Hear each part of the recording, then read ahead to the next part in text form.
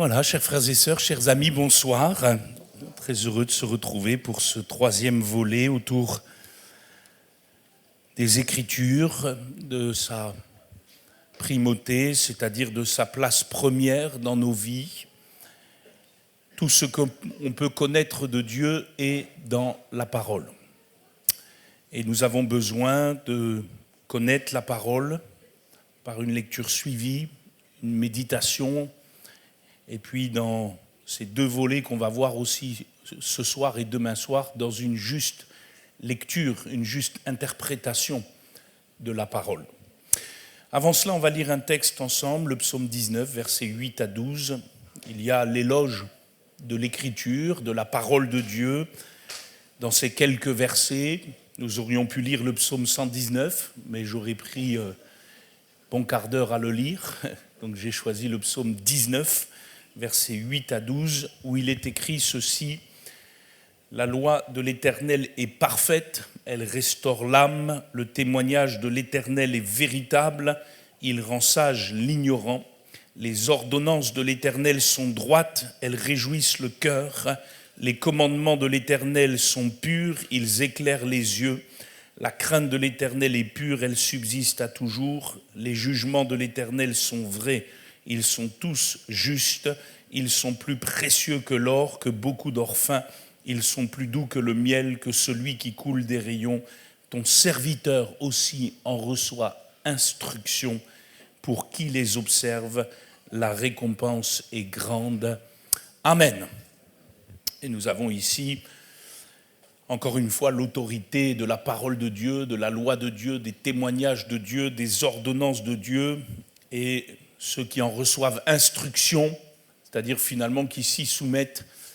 À la clé, il y a la bénédiction de Dieu. Alléluia. Vous savez ce qu'on dit, les paroles s'envolent, mais les écrits restent.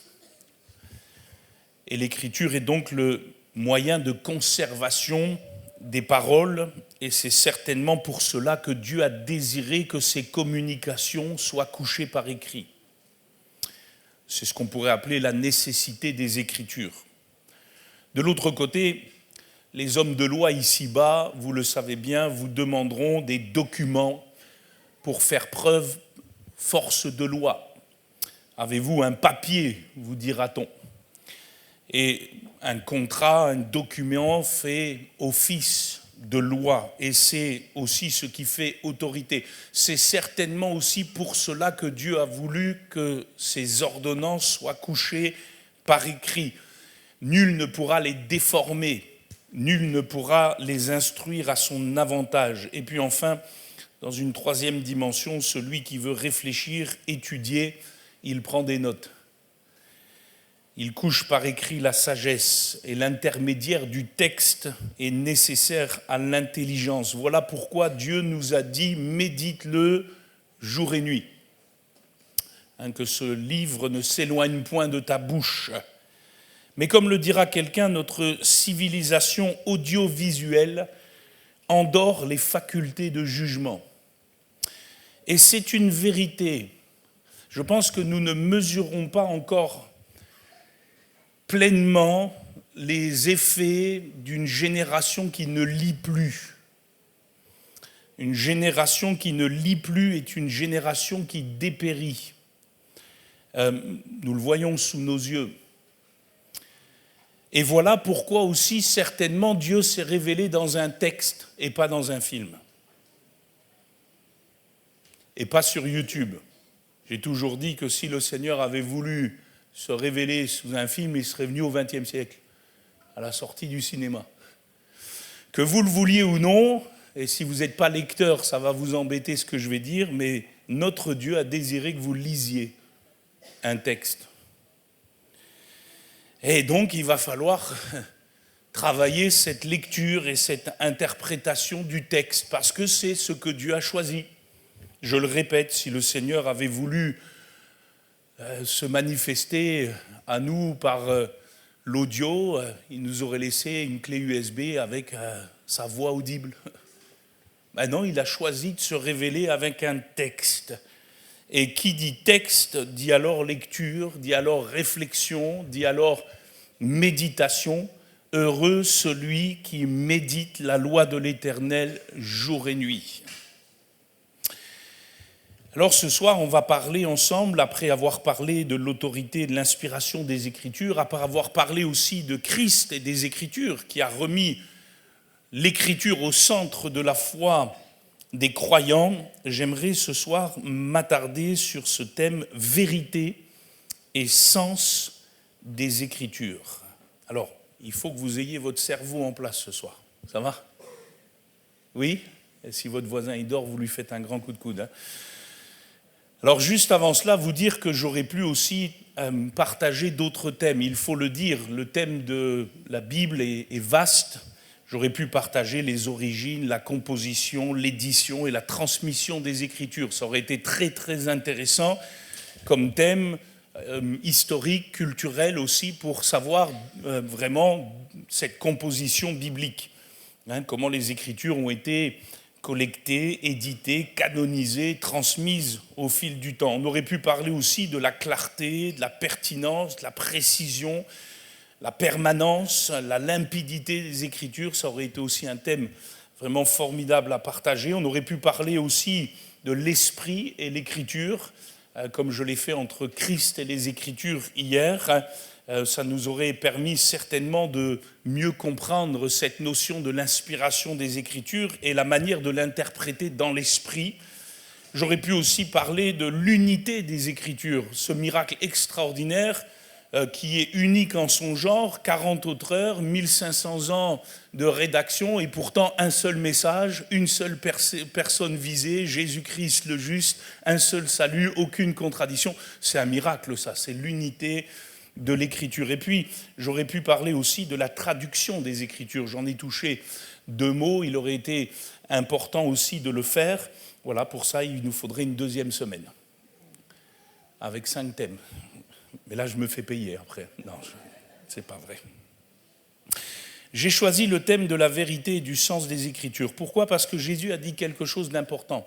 Vous connaîtrez la vérité et la vérité vous rendra libre. Amen. Il a ajouté, Seigneur, en parlant au Père, ta parole est la vérité. La vérité est donc dans ce livre. Bien sûr, la vérité, c'est le Seigneur, mais ce livre, c'est les paroles du Seigneur. Et la vérité qui va me libérer, la vérité qui va m'affranchir, la vérité qui va me bénir, elle est dans ce livre. La question qui est devant nous, c'est où se situe la vérité dans les Écritures qui donne finalement sens au message de Dieu qui peut nous libérer. Ça, c'est la question à laquelle on va répondre ce soir. Mais avant cela, on va simplement, et je vais les égrener, parce que sinon on prendrait beaucoup de temps, vous donner quelques références bibliques en premier point sur le sujet qui nous importe ce soir. Pilate a demandé à Jésus, qu'est-ce que la vérité ? Et c'est dommage qu'il avait la vérité en chair et en os devant lui, et il n'a pas sondé plus que cela. Néanmoins, nous venons de le dire, Jésus a prié le Père en disant « Sanctifie-les par ta vérité, ta parole est la vérité ». Jean 17, verset 17. Voilà un premier texte important. Le psalmiste a dit avant lui, dans le psaume 119, verset 160, « Le fondement de ta parole est la vérité, et toutes les lois de ta justice sont éternelles. » Dans 2 Corinthiens au chapitre 4, verset 2, l'apôtre Paul pourra dire « Nous rejetons les choses honteuses qui se font en secret, nous n'avons point une conduite astucieuse et nous n'altérons point la parole de Dieu, mais en publiant la vérité. » Et on voit la connexion qu'il fait entre l'Écriture et la vérité prêchée, publiée. Nous nous recommandons à toute conscience d'homme devant Dieu. Il ajoutera aux Éphésiens, dans Éphésiens 1, 13, « En lui, vous aussi, après avoir entendu la parole de la vérité, l'évangile de votre salut, en lui vous avez cru et vous avez été scellés du Saint-Esprit qui avait été promis. » Et voilà la connexion qui est faite entre la vérité et l'Écriture, la parole de la vérité. Il dira dans 2 Corinthiens 6, versets 4 à 7, « Mais nous nous rendons à tous égards recommandables comme serviteurs de Dieu par beaucoup de patience dans les tribulations, dans les calamités, dans les détresses, sous les coups, dans les prisons, dans les troubles, dans les travaux, dans les veilles, dans les jeûnes, par la pureté, par la connaissance, par la longanimité, par la bonté, par un esprit saint, par une charité sincère, par la parole de vérité, par la puissance de Dieu, par les armes offensives et défensives de la justice. » Encore quelques textes sur ce thème de la vérité. 2 Timothée 2,15, Paul dit à Timothée « Force-toi de te présenter devant Dieu comme un homme éprouvé, un ouvrier qui n'a point à rougir, qui dispense droitement la parole de la vérité. » Et dans Jacques, chapitre 1er, verset 18, il est dit « Il nous a engendrés selon sa volonté par la parole de vérité, afin que nous soyons en quelque sorte les prémices de ses créatures. » Et si j'ai cité tous ces textes, c'est pour rappeler cette vérité, ce fondement, que la vérité qui nous libère, qui nous sauve, la vérité qui nous bénit, elle est là. C'est ce texte. Et il va falloir travailler ce texte. Il va falloir donner sens à ce texte. Et sur la question du sens, il y a aussi quelques références bibliques importantes. Dans le livre de Néhémie, au grand réveil initié par Esdras, le scribe, il est écrit qu'avec ses collaborateurs, ils lisaient distinctement dans le livre de la loi de Dieu et ils en donnaient le sens pour faire comprendre ce qu'ils avaient lu. Ça, c'est quand même un texte très important. Esdras et ses collaborateurs ne permettaient pas qu'on donne un sens étranger à la loi de Dieu. Le but était de comprendre l'écriture dans son sens initial. D'ailleurs, vous remarquerez que l'expression « le sens » est au singulier. Dans le Proverbe, chapitre 1er, versets 5 à 7, qui est l'introduction au livre de la sagesse, il est dit ceci, que le sage écoute et il augmentera son savoir. Et celui qui est intelligent acquerra de l'habileté pour saisir le sens d'un proverbe ou d'une énigme, des paroles des sages et de leurs sentences. La crainte de l'Éternel est le commencement de la science, les insensés méprisent la sagesse et l'instruction. Et dans ce texte qui est aussi important, on voit que saisir le sens des Écritures nécessite l'écoute, le savoir, l'intelligence et quelque part la réflexion. Je suis toujours dubitatif avec les gens qui me disent que la parole de Dieu n'a pas besoin d'être réfléchie. Moi, je crois que le Seigneur nous a créé corps, âme et esprit, puis il nous a donné un cerveau entre nos deux oreilles. Amen. Et il faut le faire fonctionner avec sa parole. C'est ce que dit le livre des Proverbes. Dans Luc 9, versets 44 à 45, Jésus va s'adresser à ses disciples et il est écrit « Pour vous, écoutez bien ceci, le Fils de l'homme doit être livré entre les mains des hommes. » Voilà, le Seigneur a donné une parole. Et il est écrit « Mais les disciples ne comprenaient pas cette parole, elle était voilée pour eux, afin qu'ils n'en eussent pas le sens, et ils craignaient de l'interroger à ce sujet. » Un peu plus tard, ce même phénomène va se reproduire dans Luc 18, versets 32 à 34, quand Jésus va dire du Fils de l'homme, car il sera livré aux païens, on se moquera de lui, on l'outragera, on crachera sur lui, et après l'avoir battu de verge, on le fera mourir, et le troisième jour, il ressuscitera. Mais ils ne comprirent rien à cela, c'était pour eux en langage caché des paroles dont ils ne saisissaient pas le sens. Ça ne veut pas dire qu'il n'y avait pas sens aux paroles du Seigneur. C'est qu'ils étaient dans l'incapacité de comprendre le sens des paroles du Seigneur. Et je me pose la question, parfois, ne sommes-nous pas dans cette position-là ? N'avons-nous pas du mal à comprendre le sens de certaines paroles du Seigneur dans son livre ? celui qui me dit qu'il a tout compris à la Bible de A à Z, qu'il prenne notre place. Hein. On lui a donné volontairement. Moi, il y a encore des textes où on a besoin de comprendre, d'approfondir, qui vont certainement s'illuminer par la croissance spirituelle dans nos vies. Et nous sommes bien humbles devant la parole du Seigneur. Bien sûr, tout n'est pas compliqué dans la parole de Dieu, et heureusement. Mais il faut le dire, il y a quand même des choses compliquées. D'ailleurs, je vous donne une dernière référence, et cette fois-ci, on va la lire ensemble. 2 Pierre, chapitre 3. 2 Pierre, chapitre 3, verset 15. Voici ce que dit l'apôtre. « Croyez que la patience de notre Seigneur est votre salut, comme notre bien-aimé frère Paul vous l'a aussi écrit. » Alors j'aime beaucoup je fais une parenthèse ici, hein, j'aime beaucoup cela. C'est Pierre qui écrit cela à propos de Paul, et pourtant Paul l'avait repris, hein, l'incident d'Antioche, assez sévèrement, hein, dans Galates 2. Mais c'est le bien-aimé frère Paul. Il a écrit, selon la sagesse qui lui a été donnée, c'est ce qu'il fait dans toutes les lettres où il parle de ces choses dans lesquelles il y a des points difficiles à comprendre, dont les personnes ignorantes et mal affermies tordent le sens, comme celui des autres Écritures. Fait très intéressant, le premier à avoir canonisé les lettres de l'apôtre Paul dans le Nouveau Testament, c'est Pierre lui-même.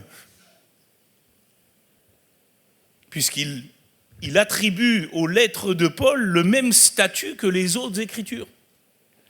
Et il dit, et il avoue humblement, et pourtant c'est quand même l'apôtre Pierre, mais il avoue humblement qu'il y a des points difficiles à comprendre et qu'on peut facilement tordre le sens de certaines paroles et de certains écrits. Si on n'y prend pas garde, on peut faire dire à la Bible ce qu'elle ne dit pas.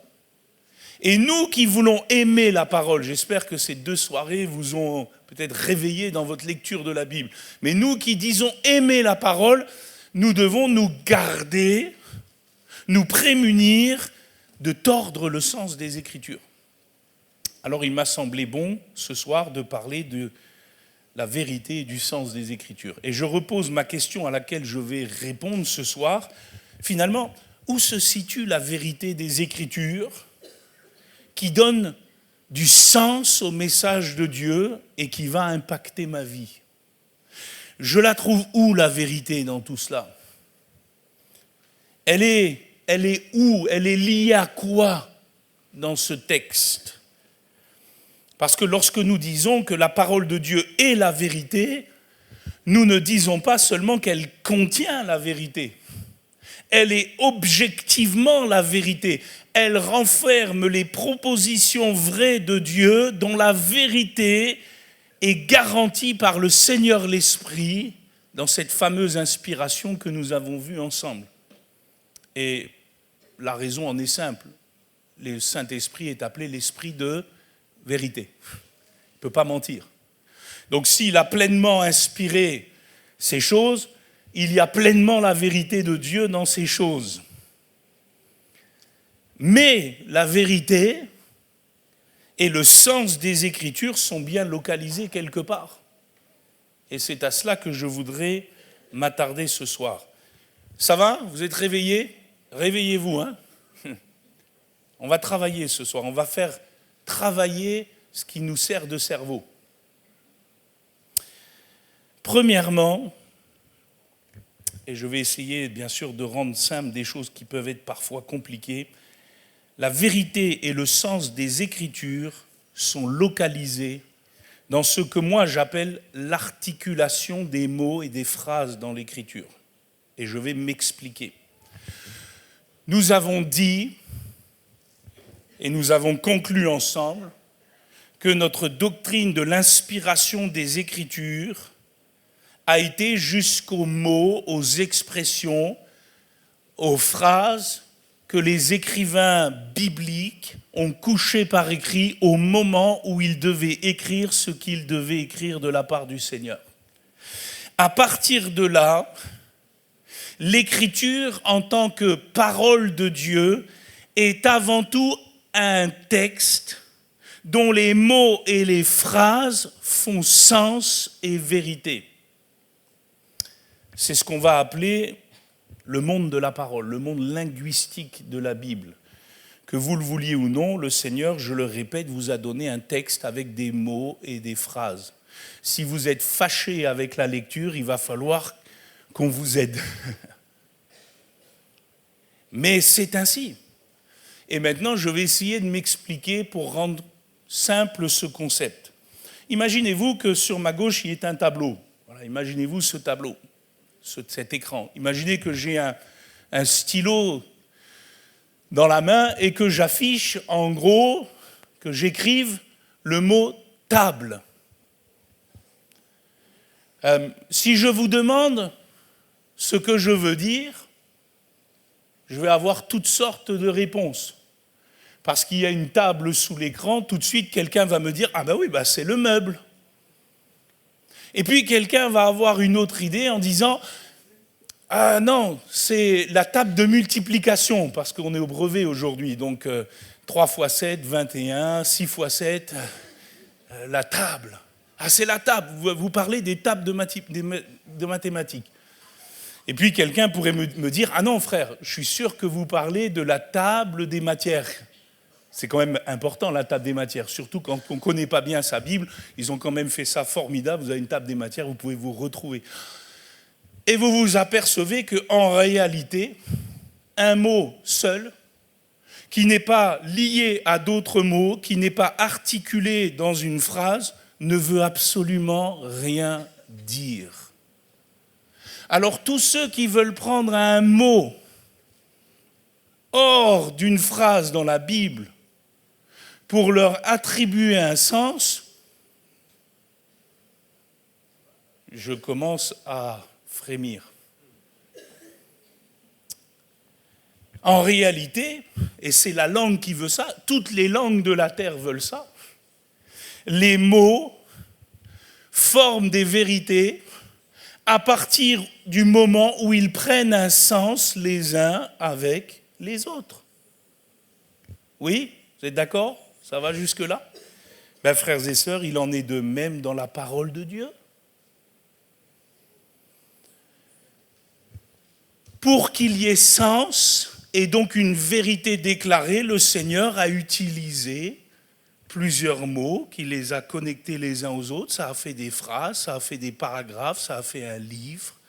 Et la vérité contenue dans cela. C'est le premier point de localisation du sens et de la vérité. Dieu a parlé aux hommes par le langage des hommes.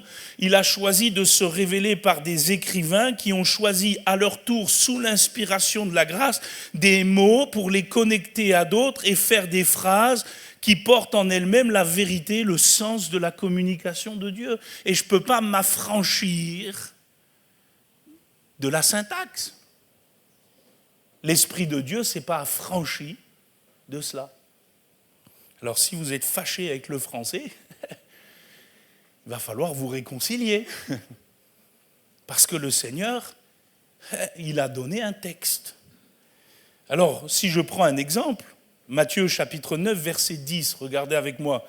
J'ai pris un exemple où il y a le mot table. Tout seul, le mot table, il veut absolument rien dire. C'est qu'un signe. Si je ne lui attribue pas d'autres mots, il ne peut pas prendre un sens. D'ailleurs, vous allez dans votre dictionnaire, le mot table peut avoir 26 sens différents, mais il va prendre un seul sens au moment où il est connecté à d'autres mots dans un contexte. Et dans ce texte très simple, comme Jésus était à table dans la maison, voici beaucoup de publicains et de gens de mauvaise vie vinrent se mettre à table avec lui et avec ses disciples. Ah, le verbe être fait en sorte que je comprends que Jésus, il n'est pas en train d'apprendre ses tables. Donc je peux évincer un sens. Comprenez ça ? Il n'est pas en train de lire un livre dans la table des matières. Non, il est à table. C'est un verbe de position, ce qui sous-entend que la table dont il est question dans ce texte, c'est bel et bien le meuble. Et donc il y a un sens très simple. Jésus est en train de prendre un repas. Alors ça, vous le faites automatiquement dans des textes simples, et j'ai fait exprès. Mais ça peut être plus compliqué dans des textes qui deviennent plus ardus. De l'autre côté, on aurait pu prendre un autre texte. Par exemple, Moïse qui descend de la montagne avec les tables de la loi dans ses mains. Vous comprenez aisément qu'il ne descend pas avec toutes les tables de la grand-mère, de l'arrière-grand-mère et dans ses mains. Et on comprend que, là encore, il n'est pas en train d'apprendre ses tables. Tiens, le mot table, il prend encore un autre sens. Pourtant, c'est le même mot, mais il a un autre sens. À cause du monde, du langage. Alors ça vous fait sourire, et maintenant je vais vous dire quelque chose qui là me fait moins sourire. Je n'arrive pas à comprendre que des gens se permettent de sortir des mots ou des expressions de la parole de Dieu et leur donner un sens nouveau pour propager de toute autre vérité que la grammaire et la syntaxe du texte ne leur permettent pas. Je m'explique, et je vous donne une illustration. Dernièrement, j'entendais un prédicateur, rassurez-vous, il n'est pas de nos assemblées, ça fait déjà tout de suite à Clermont, ça fait c'est bon. À mon avis, un faux prophète qui sévit malheureusement pas très loin de chez nous, il s'appuie sur Ésaïe chapitre 9 verset 6. Et puis il va développer tout un message, toute une idée à partir de ce texte pour justifier que le chrétien, et puisqu'on n'était pas loin des élections, le chrétien devrait rentrer dans les élections pour devenir un conseiller du maire, conseiller de son quartier, conseiller de ceci et de cela. Parce qu'il est écrit, disait-il, car un enfant nous est né, un fils nous est donné, et la domination reposera sur son épaule. On l'appellera admirable, conseiller, Dieu puissant, Père éternel, prince de la paix. Et tout fier, il était là en disant, vous savez, quand l'onction politico-militaire de Jésus est sur nous, alors déjà vous dites, oh là là, l'onction politico-militaire, il a trouvé ça où, mais elle fait de nous ce que Jésus est. Comme Jésus est appelé un conseiller ici, tu peux être le conseiller de ton quartier. Et là, tu vois tout l'auditoire qui se lève. Oh là là, quelle révélation! On n'avait pas vu ça dans la parole. Mais c'est normal, c'est pas dans la parole. Parce que le mot conseiller, premièrement, dans ce texte-là, ne parle pas de politique. Il est connecté à d'autres mots, d'autres adjectifs, admirable, conseiller, Dieu puissant, Père éternel, prince de la paix. Et tous ces adjectifs sont des attributs de Dieu. Donc le mot conseiller ne peut pas avoir un autre sens qu'un attribut divin. Ça, c'est le premier point. Ensuite, le deuxième point, c'est que dans la phrase et dans le verbe qui précède, on l'appellera. Si je fais du français, le L' parle d'une personne unique. Donc je ne peux pas transposer le mot conseiller à tout le monde, puisque on l'appellera, c'est nous qu'allons l'appeler ainsi, s'il était même conseiller du quartier, ce qui n'est pas dans le texte. Et puis troisièmement, cette personne unique, elle nous est révélée dans le début de la phrase, car un enfant nous est né, un fils nous est donné, et la domination reposera sur son épaule. Et nous savons que cet enfant qui nous est né, c'est Jésus. Comment faire dire à la Bible ce qu'elle ne dit pas? En prenant des mots hors de leur contexte et en faisant des prétextes. En attribuant des sens étrangers aux mots de la Bible. Et finalement, on revient à ce que nous disions dans notre doctrine de l'inspiration. Ceux qui font cela trahissent l'intention des écrivains bibliques. Je vous ai dit que lorsque le Saint-Esprit a coopéré avec les écrivains bibliques, il n'a pas annihilé leur intention et leur intelligence, il s'en est servi. Ils ont donc employé des mots dans une intention originelle, première. Et si j'essaye pas de retrouver cette intention, je vais faire dire à la Bible ce que j'ai envie qu'elle dise. Et alors, au petit bonheur la chance, frère, le Seigneur m'a parlé. Car elles sont brûlées, personne n'y passe, Jérémie 9, j'ai pris au hasard. Elles sont brûlées, vous avez vu les champs de canne, ils ont brûlé. C'est dans la parole, frère.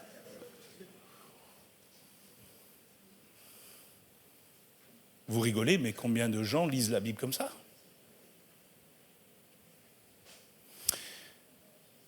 Quand on détache la vérité et le sens des Écritures, des mots et des phrases employés par les écrivains bibliques dans leur intention première, frères et sœurs, je le dis, on peut faire dire à la Bible tout ce qu'on veut. Vous savez, un jour, ma femme était en discussion avec quelqu'un qui était en difficulté dans son ménage. Et cette personne de lui dire « le Seigneur m'a parlé, enfin. Il m'a dit de me séparer de mon conjoint. Il m'a dit « quitte ta famille ». Vous savez, elle a pris ce texte de Genèse 12, qui est l'appel d'Abraham, qui concerne Abraham, dans un cadre bien précis pour Abraham, dans une intention bien précise de l'esprit pour Abraham, puis elle se l'est appliquée comme ça, faisant fi en plus de tous les autres textes qui désapprouvent clairement son choix, mais le Seigneur lui avait parlé. Vous savez, à partir de là, vous pouvez essayer d'expliquer, argumenter. C'est battu, Frères et sœurs, il faut respecter le sens des mots et des phrases dans la Bible, dans leurs intentions premières. La vérité localisée là, en tout premier. Je vous donne une autre illustration pour que vous me compreniez bien. Imaginez que je suis en train de discuter avec notre frère Clermont de choses sérieuses. Et s'immisce notre frère Michael de loin dans notre conversation. Il n'a pas connu ni le début ni le milieu de la conversation. On est presque quasiment à la fin. Et puis, il entend un mot qui le choque. Et comme il est mal intentionné, c'est pas vrai, mais c'est dans l'histoire, il court vers le frère David Brett. Il dit, tu te rends compte ? J'ai entendu Philippe dire ça à Clermont. Sauf que si j'ai employé ce mot-là, peut-être que je ne l'ai pas employé dans le sens que lui attribue à ma conversation. Il détourne mon intention première. À partir de là, il fait dire à ma conversation ce qu'elle ne dit pas. Et à partir de là, naissent des divisions, naissent des problèmes d'interprétation et donc problèmes de doctrine, si je ramène à l'écriture. Vous comprenez ce que je suis en train de dire ce soir ? J'essaye de le rendre simple, c'est compliqué, mais il faut le rendre simple. Frères et sœurs, je pose une question très sérieuse. Pensez-vous que le Saint-Esprit, qui a mis 1500 ans, il n'a pas mis 3 mois, il a mis 1500 ans à inspirer, superviser tout ce qui a été écrit au nom de l'Éternel concernant le Christ et sa parole. Pensez-vous qu'il accepte que vous puissiez allègrement déformer son intention d'origine placée sous la plume des écrivains bibliques en choisissant arbitrairement le sens des versets et des mots ? Pensez qu'il est content, le Saint-Esprit ? Il a quand même mis 1500 ans à faire ça. Il me semble que nous devrions être un peu plus respectueux du texte. Je le dis, c'est quand même fort de café de lire la Bible comme ça.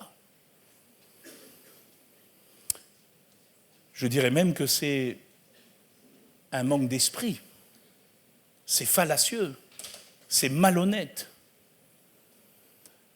Voyez-vous, Pierre, dans le texte que nous avons lu, parle des gens ignorants et mal affermis qui tordent le sens des Écritures. Et c'est profondément ce qu'il veut signifier. Et je vous le dis, je l'ai déjà dit et je le répète, c'est sur ce phénomène que surfent les faux docteurs pour distiller leur poison. Ils utilisent la parole à leur gré et dans leur sens à eux, en ne respectant pas le sens des mots et des phrases que les écrivains bibliques ont couchés par écrit dans leur intention première, sous l'inspiration de la grâce. Mais nous qui voulons respecter le texte, nous pouvons acquiescer à ce qu'a dit quelqu'un, nous devons nous consacrer à une lecture de l'écriture totalement conceptualisée. Qu'est-ce qu'il veut dire par là ? Il le décline. Chaque mot doit être compris au sein de son propre verset, chaque verset au sein de son propre chapitre, chaque chapitre au sein de son propre livre et chaque livre au sein de son contexte historique, culturel et canonique. Alors vous allez me dire, oui mais c'est un vrai travail. Ah, c'est pour ça que vous avez passé toute votre vie à lire et méditer et étudier les Écritures. Mais vous ne pouvez pas faire fi de cela. La vérité qui nous libère, c'est la vérité du sens des Écritures. Et il faut aller le rechercher. Vous vous souvenez ce qu'on disait de Philippe et de l'eunuque ? Comprends-tu ce que tu lis ? Et j'aime cet eunuque, je le répète, oh que j'aime cet eunuque. Il ne comprend pas. Il lit, mais il ne comprend pas. Parce qu'il ne sait pas dans quel sens prendre le texte, parce qu'il se demande quelle était l'intention première du prophète Ésaïe. Puisqu'il dit, mais de qui parle-t-il ? De lui-même ou d'un autre ? Donc il va bien rechercher l'intention première. Et j'aime cet eunuque, parce qu'il est sur la voie de la vérité, qui va la franchir, parce qu'il respecte l'intention de l'esprit. Et Dieu va l'éclairer. Et c'est ainsi que l'Église peut être une communauté d'apprenants. Ensemble, nous allons apprendre la vérité des Écritures. Et celui qui est un peu plus avancé dans la foi, qui a compris certaines choses de l'Écriture, va pouvoir prendre sous son aile les plus faibles pour les amener un peu plus en avant. Vous vous souvenez de Apollos ? Il fallait que Priscille et Aquilas le prennent pour lui exposer plus exactement la voie du Seigneur. Amen.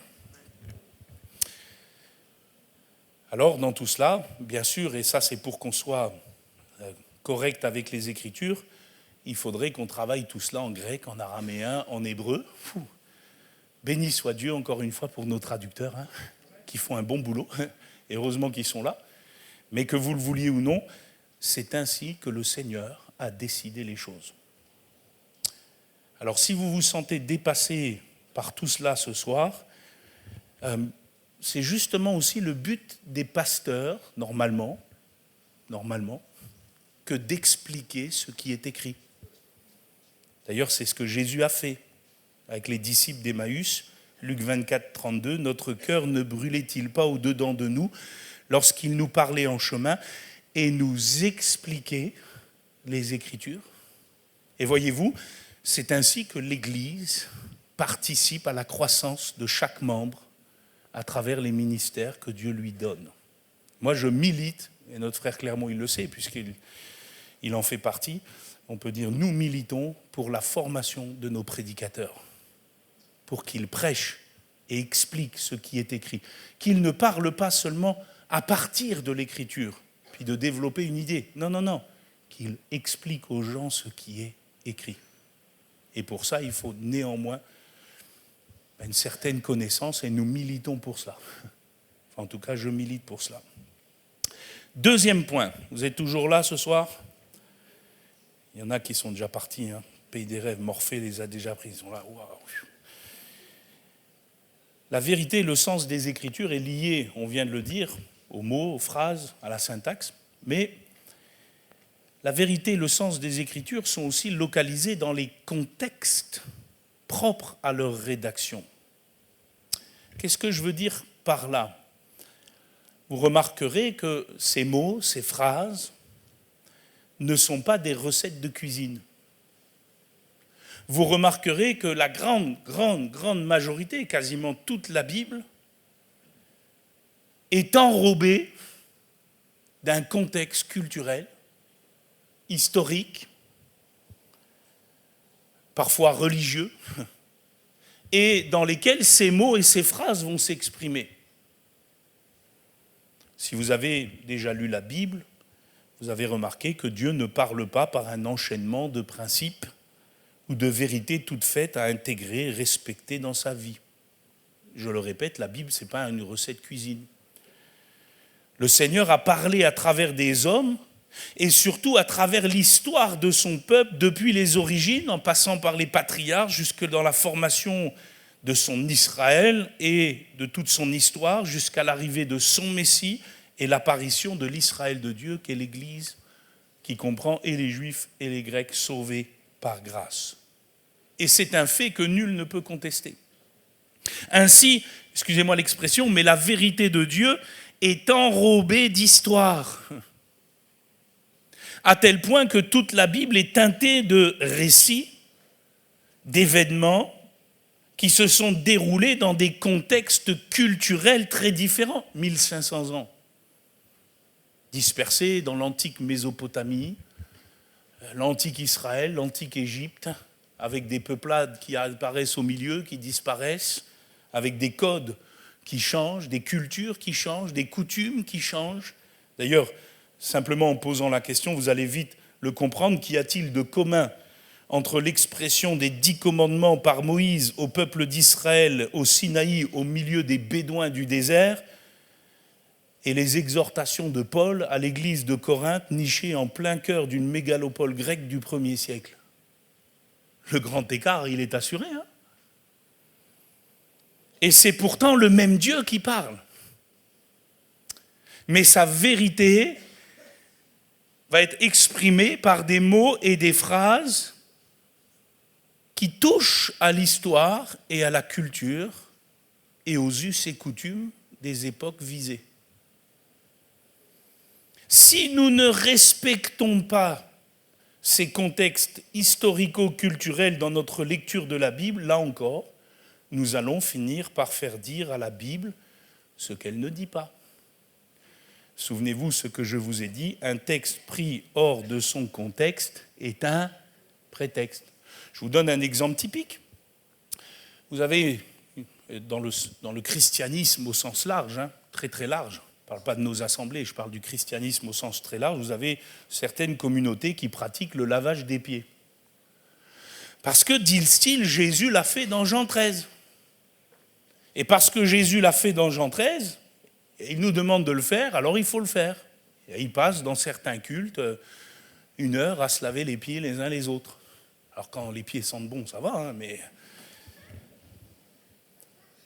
Sauf qu'on comprend, par un peu d'études culturelles, que c'était une pratique liée au 1er siècle, à l'organisation des villes, des villages, de la manière dont c'était fait.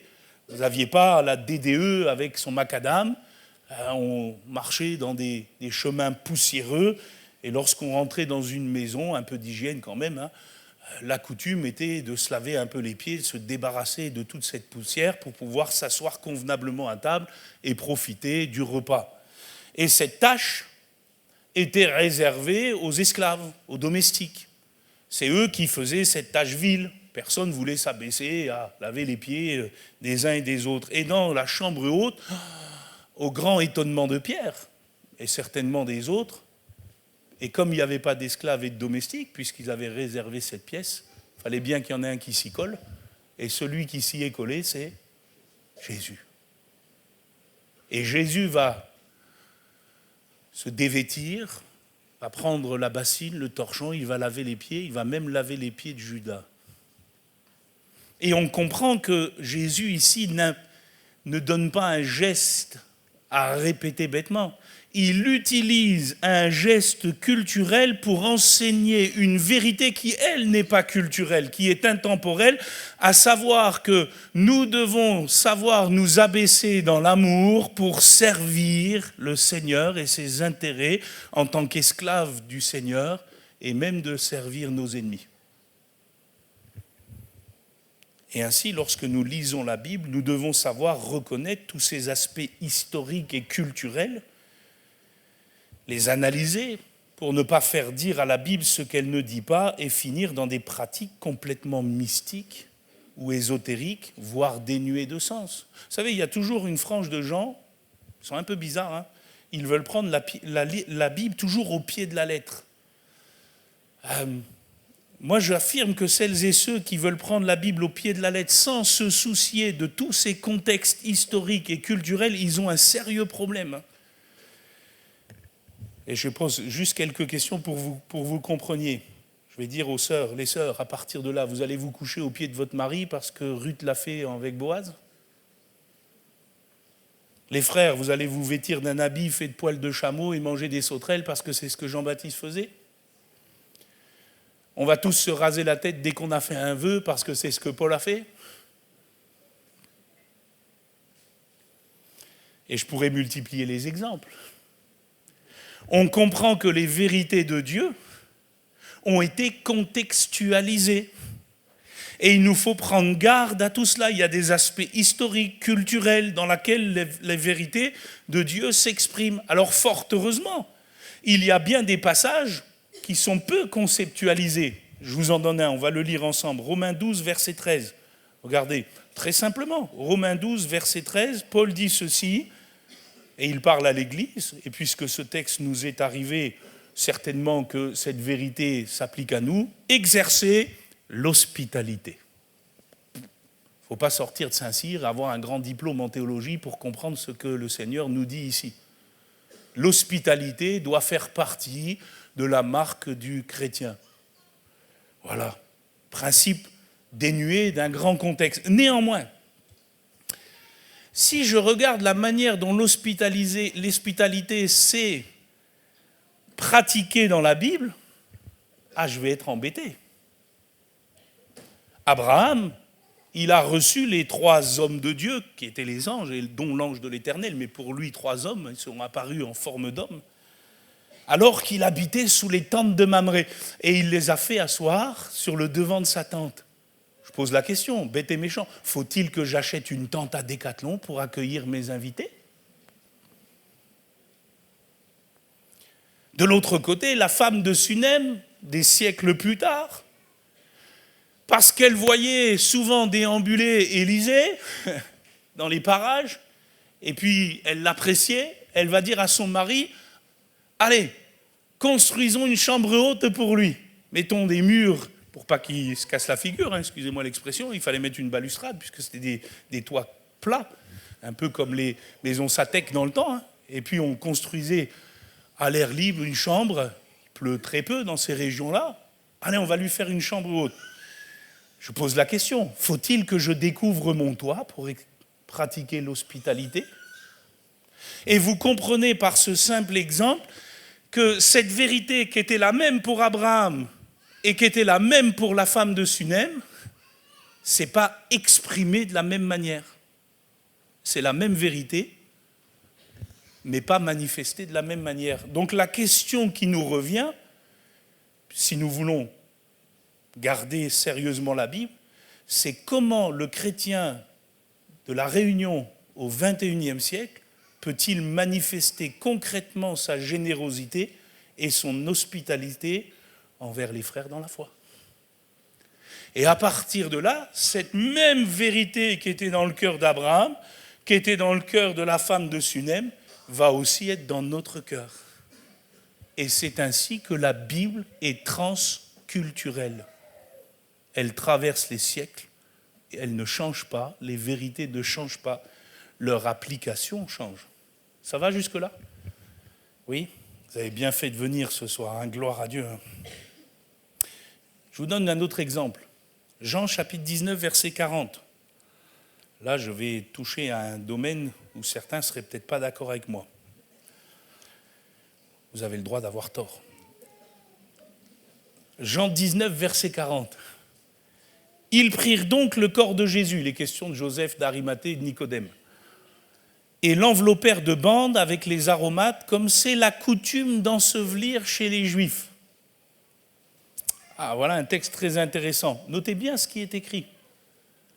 Ils enveloppèrent de bandes avec les aromates, comme c'est la coutume d'ensevelir chez les Juifs. Si je lis bien la phrase, ce n'est pas l'ensevelissement qui était une coutume. À mon avis, la Bible est très linéaire sur ce mode funéraire, du début à la fin. Ce n'est pas l'ensevelissement qui est une coutume. c'est d'ensevelir le mort avec des bandes et des aromates. Chose qui ne se faisait certainement pas au départ et qui a été héritée dans certaines cultures et coutumes pour finir par apparaître au 1er siècle. Si je ne discerne pas cette différence entre la vérité et la culture, je peux tomber dans 2 travers. Le premier, c'est de penser que finalement l'ensevelissement n'était qu'une coutume. Ce qu'à mon avis, la Bible ne dit pas. Et deuxièmement, l'autre extrême serait d'être complètement mystique et de dire « Ah, puisque Jésus a été enseveli avec des aromates et des bandes, j'ai rien. En plus du contrat obsèque, il faut que tu mettes de côté de l'argent pour acheter des aromates et des bandes. Hein. Il va falloir que je m'ensevelisse aussi comme lui. » Et vous voyez, c'est un exemple typique pour montrer que l'Église a souvent basculé d'un extrême à un autre.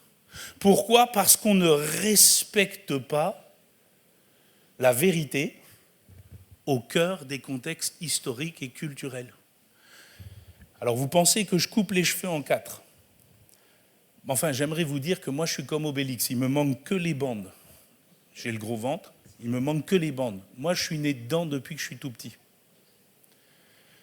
Le milieu pentecôtiste, je le connais.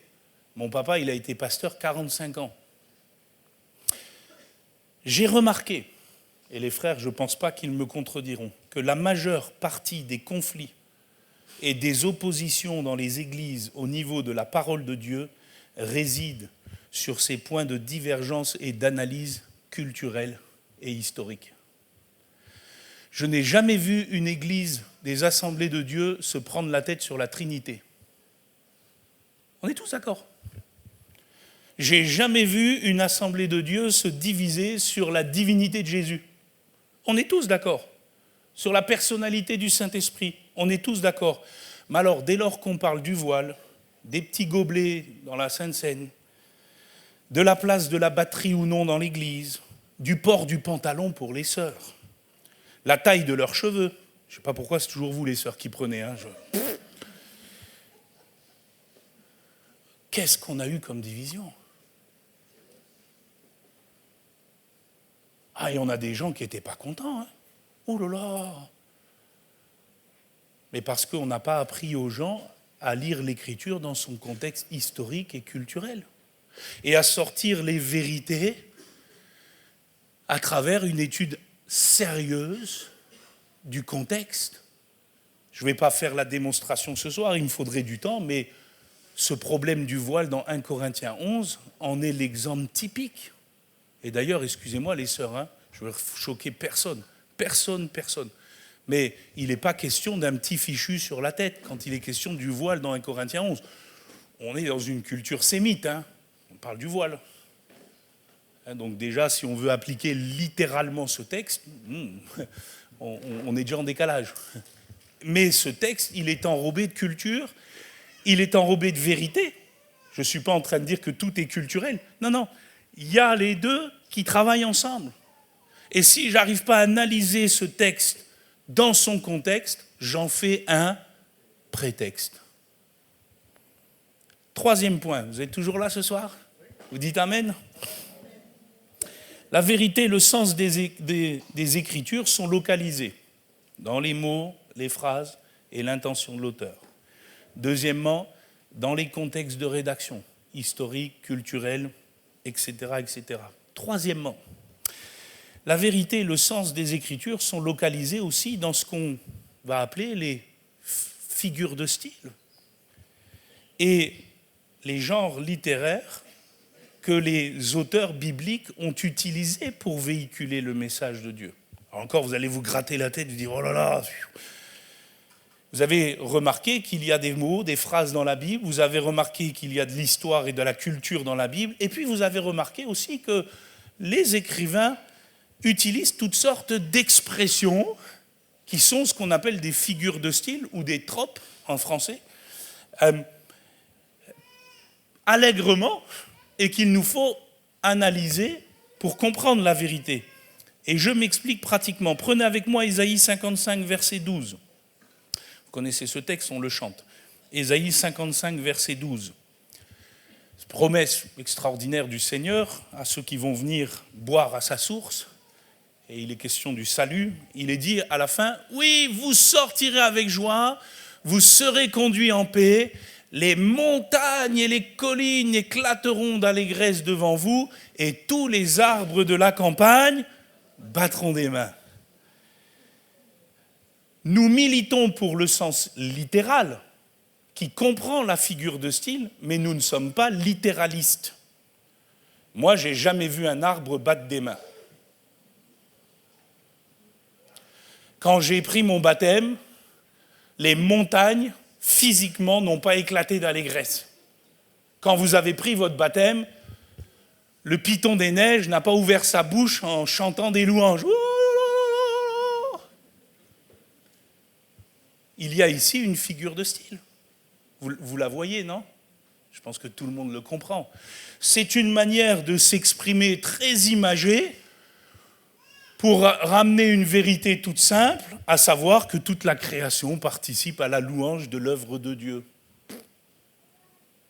Mais si je suis littéraliste, je vais commencer à croire que il doit y avoir des collines quelque part dans le monde qui éclatent d'allégresse.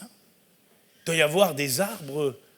les pieds de l'échi vont se mettre à taper des mains à mon passage. Non, il y a une figure de style.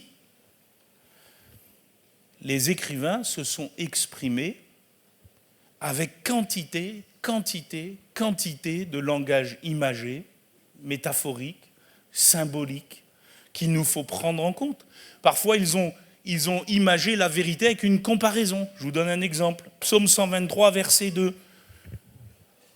Alors ceux qui font la formation biblique avec moi, là-dessus, on s'amuse.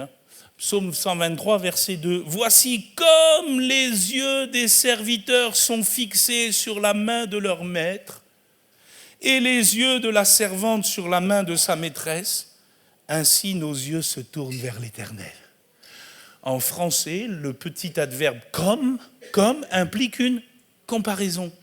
Il y a donc une image qui est véhiculée par le psalmiste. Quelle image ? Il faut que je me remette dans le contexte historique. Il y a un vrai travail quand on lit la Bible. Oui. Et dans le contexte historique, il nous met dans la cour d'un roi, avec sa reine.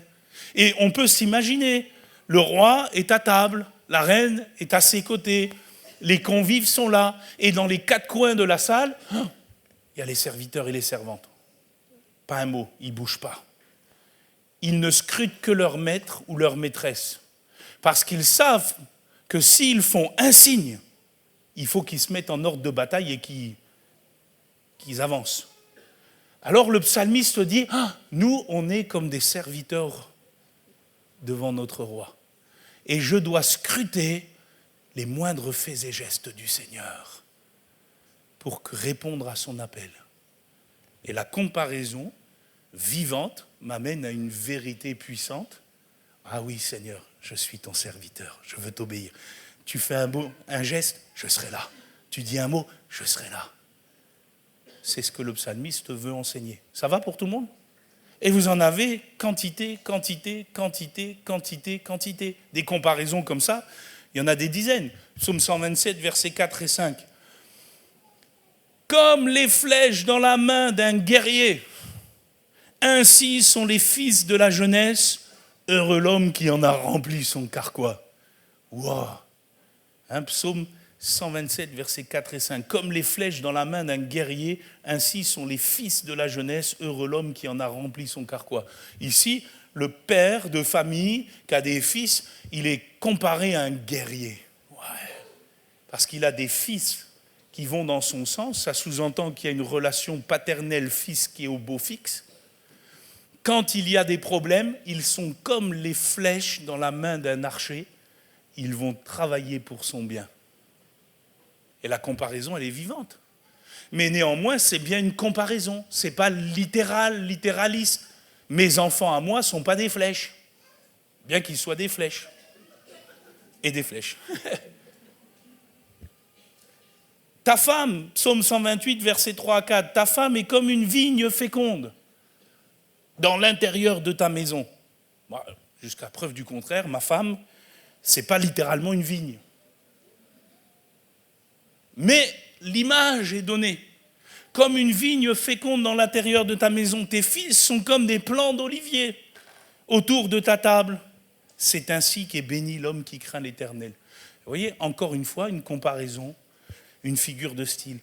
Ésaïe 55, comme la pluie et la neige descendent des cieux et n'y retournent pas sans avoir arrosé, fécondé la terre, fait germer les plantes sans avoir donné de la semence au semeur et du pain à celui qui mange, ainsi en est-il de ma parole qui sort de ma bouche. Elle ne retourne point à moi sans effet, sans avoir exécuté ma volonté et accompli mes desseins. Grosso modo, frères et sœurs, il existe à peu près 200 figures de style différentes utilisées par les écrivains bibliques dans la Bible. Alors vous vous souvenez de votre cours de première, là, pour les plus âgés? Vous vous souvenez, en première, on a fait les figures de style.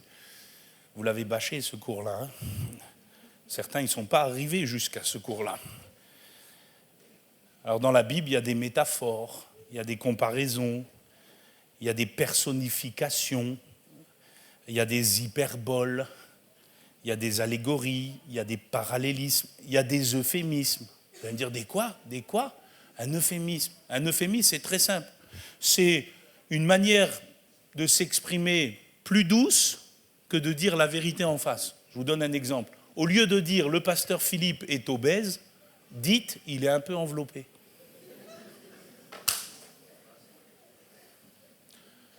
Au lieu de dire que le pasteur Clermont est petit, dites il est un peu moins grand que Philippe. Ça s'appelle des euphémismes. Et dans la Bible, il y en a plein. Dès le début de la Bible, il est écrit « Adam connut Ève ».